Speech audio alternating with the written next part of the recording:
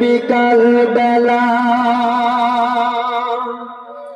বসেছিল সাল্লে আলা, ছুটে এলো এক বুলবুল, বলে বাঁচাও দয়ার রাসূল।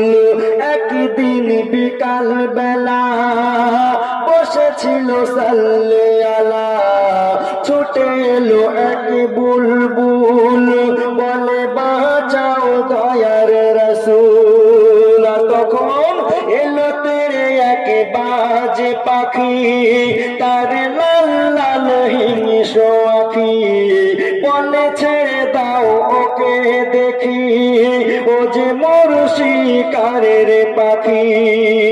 আর তখন বুলবুল কেঁদে বলে আমাকে ছেড়ে দিলে, বুলবুল কেঁদে বলে আমাকে ছেড়ে দিলে, আমার জান যাবে চলে, আমার জান যাবে চলে গো বাচ্চারা মোর। বুলবুল পাখি বলছে বাচ্চারা মোর খুদাই কাতর, রূপসুদিন ভোর। তখন আল্লাহ রাসূল ওই বুলবুল পাখিকে বলছে, ও বুলবুল ধৈর্য ধরো, সবর করো, ভয় কিছু নেই তোর, আমি থাকতে পারবে না খেতে তোর মাংস এক চুল, বলে মুহাম্মদ রাসূল, ও গো দয়ারে রাসূল। আল্লাহ বলে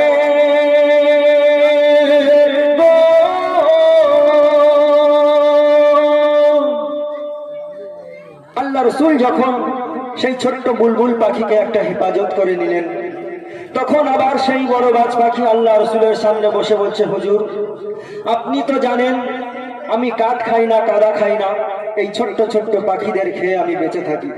তো হুজুর আপনি যদি এদেরকে হেফাজত করে নেন তো আমি তো না খেয়ে মরে যাব।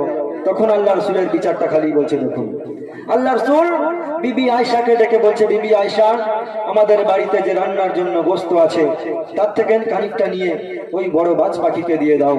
তখন বাজ পাখি কি বলছে দেখুন,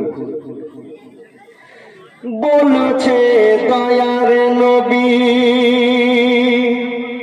ওকে গোশ দাও আয়েশা বিবি, বলছে দয়ার নবী ওকে গোশ দাও আয়েশা বিবি, বাজে পাখি খেয়ে নিবি।